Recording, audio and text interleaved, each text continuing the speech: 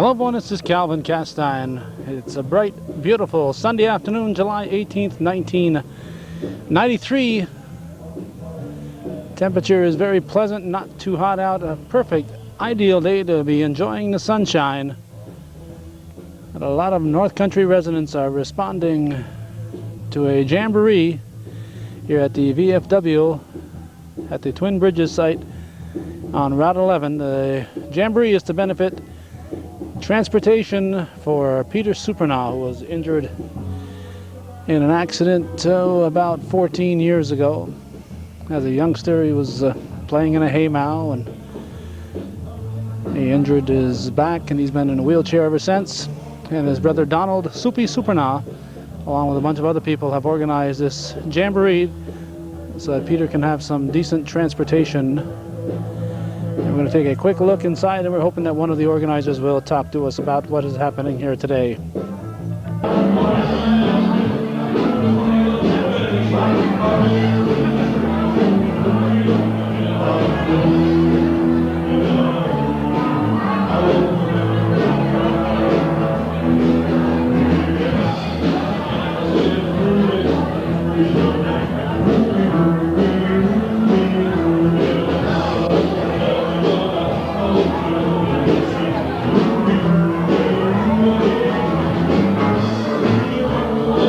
Not wandered into a scene from Cheers. This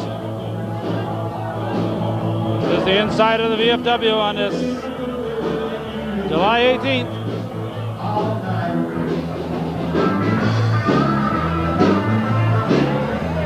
There are a number of bands that donated their time for today's festivities.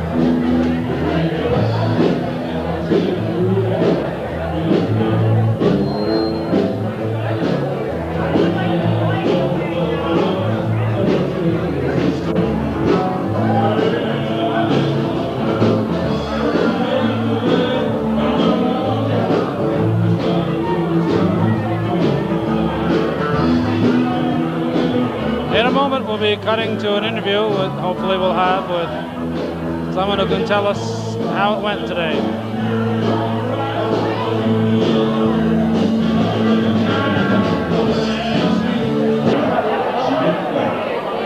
Okay, 279 going once.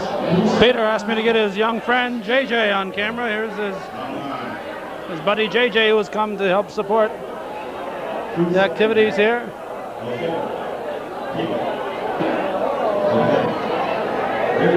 Looks like JJ's having a good time, and so is Peter, and so are a lot of other people.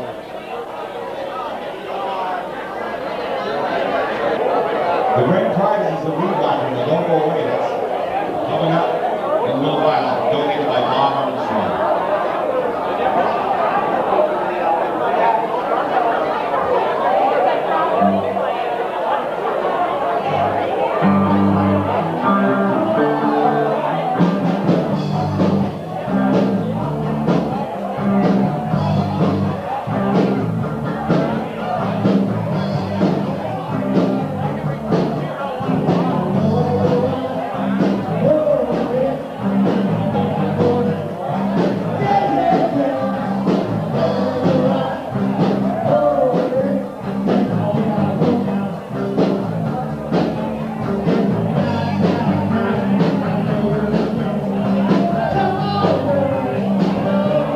See if this is going to work. They're right there now. Don't go moving on that. Yes! I wish I knew what kind of questions you're going to be asking. I'm crying. Starting to cry. I'll move. You don't want your hat off. You don't want your hat off. Hairline's too long. Got some more girlfriends when they see this. That's right. We've now left the VFW and we're picking up on this story a couple days later, and we're talking to one of the organizers, Donald Soupy Surprenant. Does anybody call you Donald Soupy? Oh yeah, many people call me Donald. I've always known you as Soupy since you were probably about 12 or 13 years old. Now I think majority, 75% of the people are calling me Donald. Which do you prefer? Makes no difference to me. It's just a name, you know. Well, I can't see it from here, but the name of the business that you operate is called Soup's Paint and Reconditioning, so you apparently don't disapprove of the name Soupy then. No. I've had that name for 30 years, 35 years. I'm old. The name is older than you are. Let's talk a little bit about the organization of this benefit for your brother. How did that come about? Well, I'd say about 6 months ago, a friend of Peter's, Sue Kaufman, originally from Paris Mills. She's married now. I don't know her married name, but her maiden name's Sue Kaufman. She brought it up one day when we were over at Peter's about raising money, you know, about some kind of a way to raise money for Peter. And it was brought up, you know, the Jamboree type thing was brought up, and we really never thought anything of it up until about a month ago. Lou Allen, who works for Humpty Dumpty, or Wise Potato Chips, I'm sorry, comes over here to the store. You're going to be in trouble there. Yeah, I am. Not Humpty Dumpty, Wise. Comes over here to the store, and he walked in one day. He plays with the Motivators. He's had one of the Motivators, country rock band that played for the Jamboree. He's the one that really got me going on this thing. He brought it up, and we kept talking about it every Tuesday when he came in, and we just decided to do it. You know, he said, "Let's do it," and I went up and talked to Cliff Billows, Who was the manager at VFW? Manager of the VFW, and he went ahead. You know, he thought it was a great idea, so we just went ahead and did it. You know. And the VFW didn't charge for the use of their facility? No, they, you know, whatever they took over the bar was theirs, and everything else was ours, you know, so it worked out great. Now, how many bands did you have, Soupy? We had 5 bands. You know them off the top of your head? Yep, Sunset Playboys, Little Rock, let's see, we had Whiskers, we had Conrad Samuels. And They're out of Vermont, yeah, and the Motivators are the host band. Yeah. Now, do you have a band? I'm not out in the nightclub scene and very often. Are you in a band anymore? I haven't played in 4 years, so I want to get back into it eventually, but just don't have the time right now. One of these days. Last band I recall you being in was it Friends, or what was the name of it? Last band I was in was called Tracks, but before that was Old Friends. Old Friends. Yeah, we were together for quite some time. 12 years, 10, 12 years. Had a good time. Yep, Dean Trombley and I, and Rick LaVenture, Greg Roberts.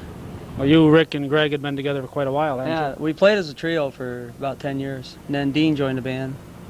He was with us for 2 or 3 years or so, and we had a good time. It was a lot of fun.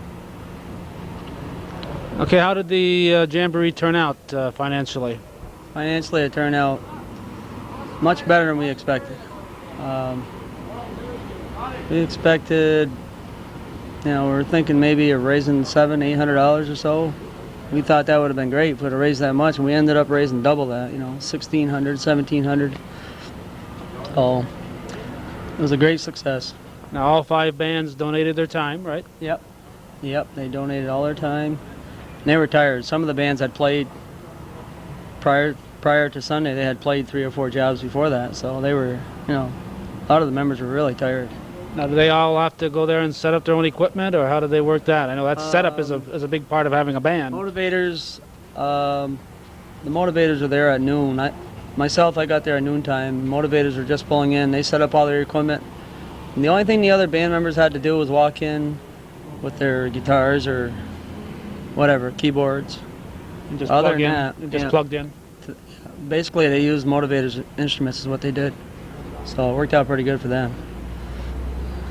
Now, it went from, was it 1 till 7? Yep. Any estimate on the crowd? What did you take in in the door? I know you had some raffles and stuff that added to the total. Yeah, I think just a guesstimate, I'd say there had to be 250 people. I would say at the most. It was a good crowd. It was no trouble, no, it was just a great day. Everything went great.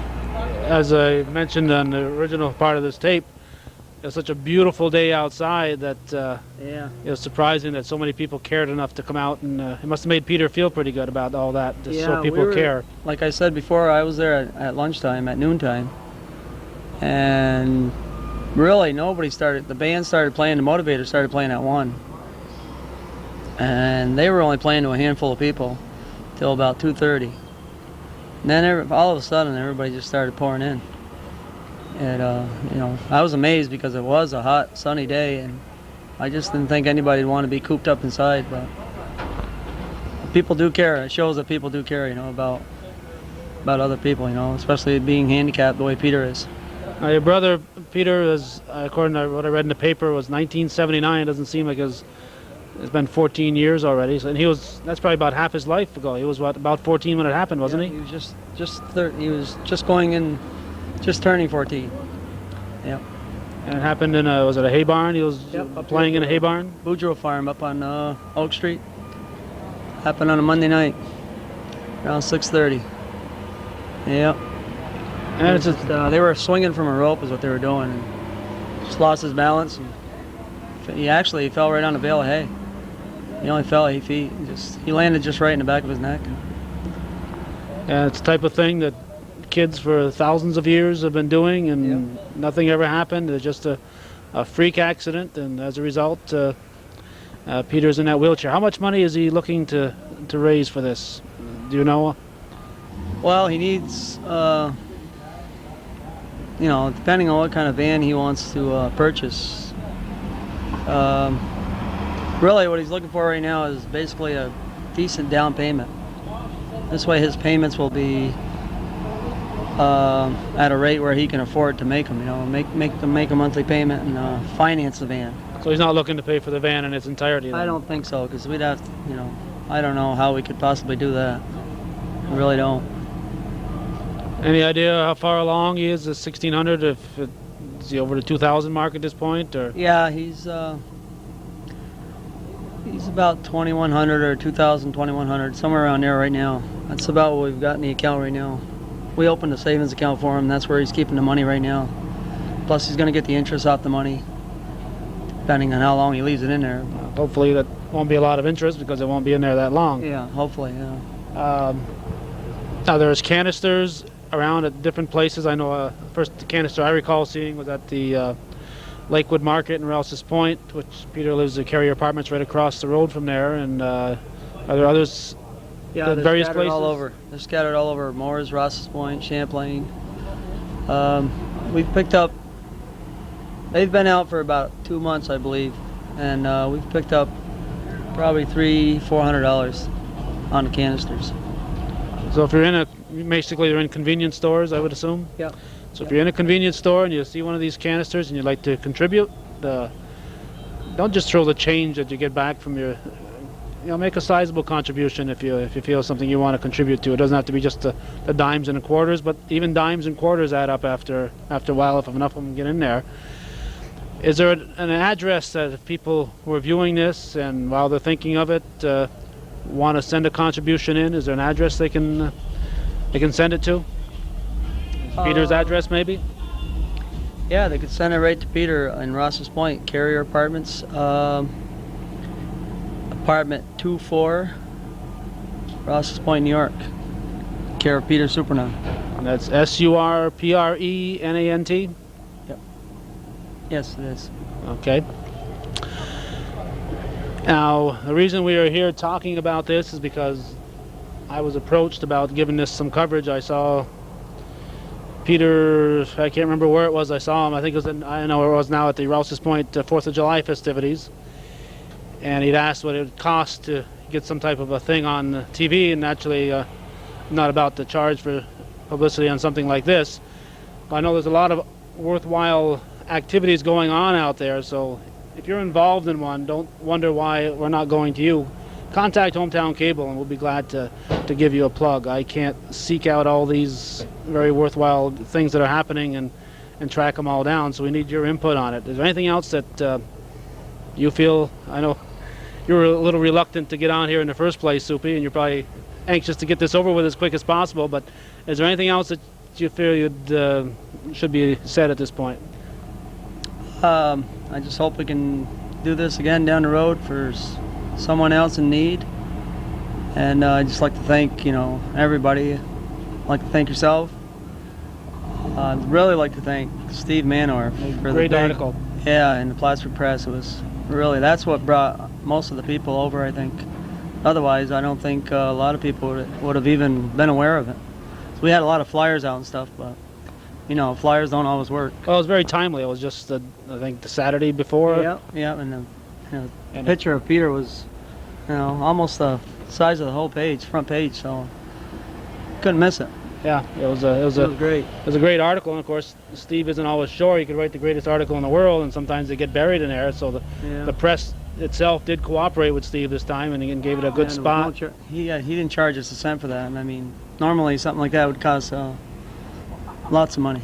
Yeah, and I know when I talked to you on Monday here, we're doing this on a Wednesday, you were still excited about all the people that were there, and I think you'd really, at that point, told me how much you really appreciate all these people coming out and all the bands and everything. Yeah, and I really, there's so many people to thank. Oh, you can't start naming names. No, I can't thank everybody, but whoever, all the people who were there, I'd really like to thank them for showing up. Very good. And once again, that address, if you'd like to, as Soupy's waving to the girls in the parking lot here. He wants to get off this phone, and it's the TV's in a hurry here. Address one more time for Peter's address. Just Carrier Apartments, care of Peter Surprenant, Ross's Point, New York. And that'll do it. Thanks for watching.